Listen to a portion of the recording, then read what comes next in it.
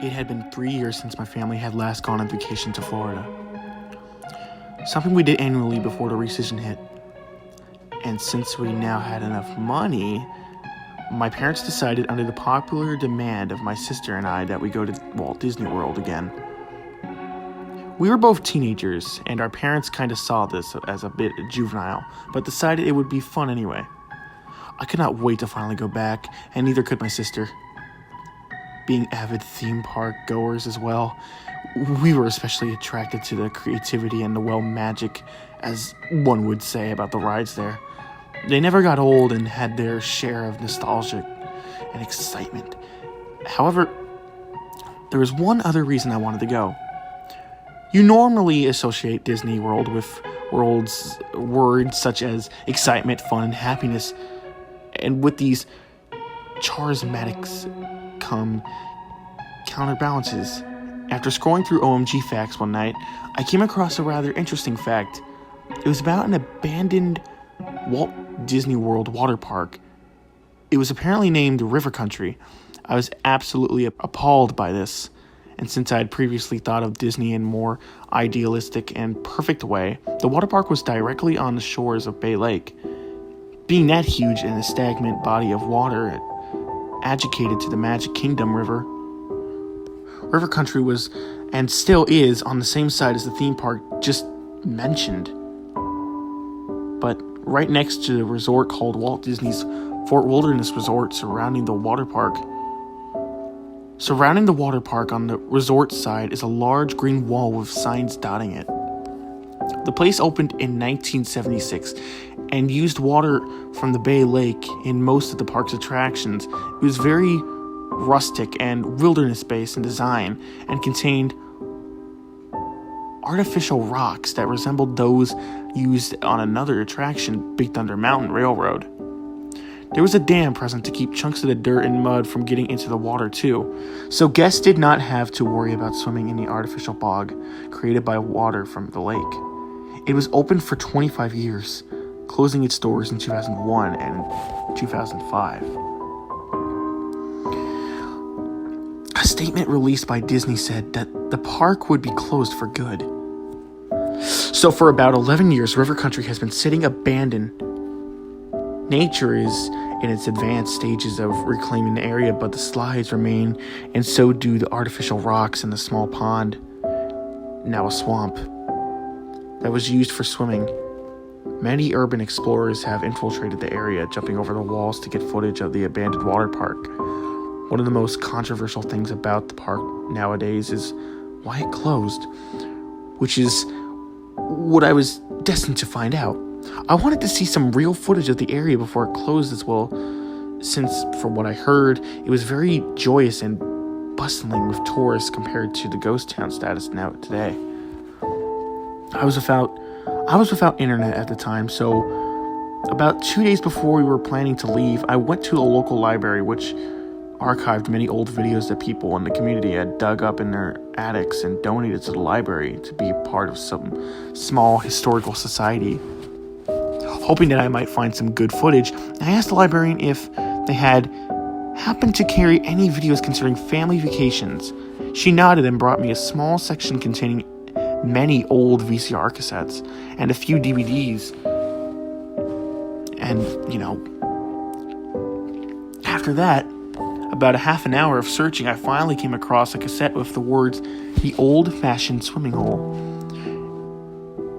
And scribbled on top of it, this was a term used to describe River Country during its glory days, so I took it, almost certain that it was the footage that I was looking for.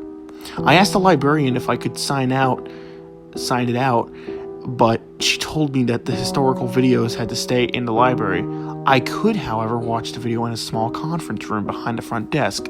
The librarian led me into a windowless room, and I took a seat in front of the television. She left the room and closed the door so that the audio would not disturb any of the other library park patrons. I popped the cassette into the VCR under the TV, and I turned the lights off so I could see the video better. I was expecting the quality to be low anyway. For about half of a minute or so, the screen was gray and was accompanied with a loud beeping noise, typical for old VCR cassettes. The gray soon disappeared, showing footage of two individuals in front of the entrance of river country. They were both men, and it was either very late at night or very early in the morning, as nobody was in the park. Very few of the water park lights were on either. On the bottom left corner of the screen, the date, November 1st, 2001, was displayed.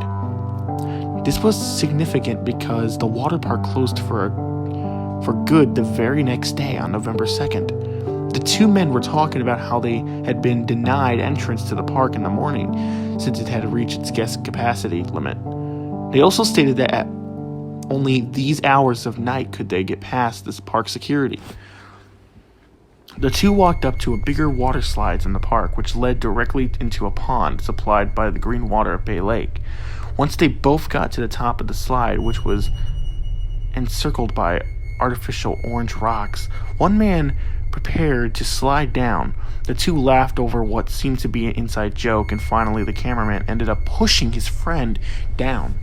I heard him scream in delight as he descended into the pond. The cameraman then proceeded back the way they came to get to the slides and across a bridge that had traveled up a small lagoon. He ended up back at the pond shore where the sound of splash was heard. This is when the video started to unsettle me a little bit. After waiting at the shore of the pond for about 3 minutes, nobody surfaced. The cameraman began to cry and his friend's name frantically and started to run back to get help to the Fort Wilderness Resort.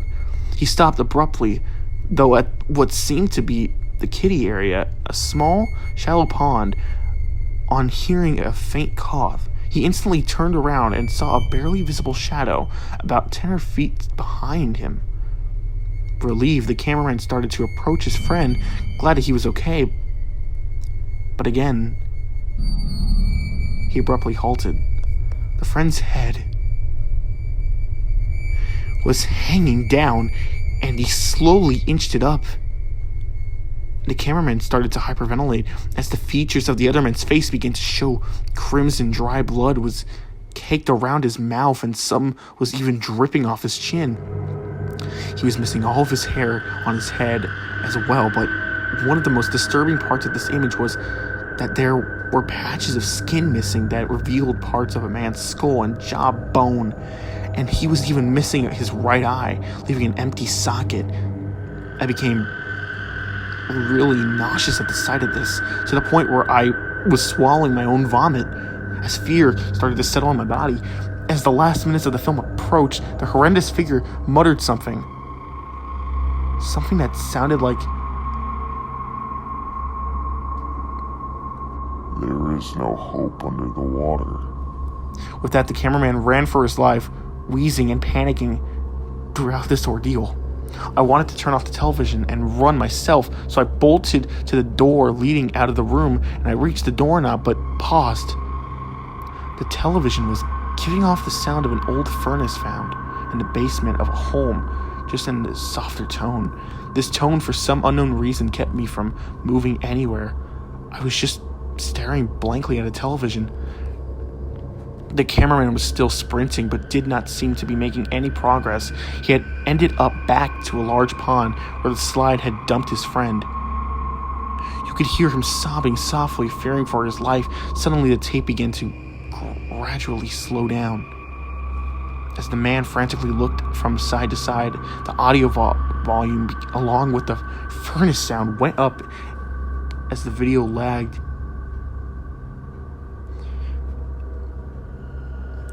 The cameraman turned all the way around and shrieked at the sight of his friend, and the video paused in the frame, exposing the caked blood all over the other man's face, the top of his skull, bone, now completely exposed. His right eye still missing, his mouth was wide open, and coming from it was what looked like a combination of water from the Bay Lake and a bile. This stayed on screen for about seconds and switched to black screen displaying one single message. The epidemic begins today. Instantly, the power went out, and I was left alone in the darkness of the conference room. I became so terrified as I could not see a thing. I could not see the door either. I began to shake in absolute fear. River Country had closed because of this, and it was obvious Walt Disney World had been keeping a disgusting secret. I rushed to the other side of the room,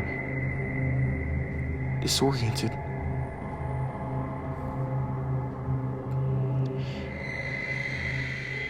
But all I felt was a warm breath seeping down my neck and the smell of bile.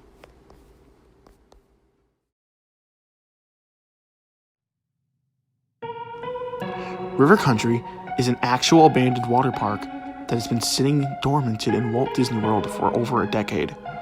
Oddly, the lights are still on within the area, and the music still plays as well. Many theories have come up about its closing, but one of the most plausible ones, and one that has been confirmed by Walt Disney World employees, is that a deadly type of amoeba was found within the water of Bay Lake, which was used to supply many parts of the theme park.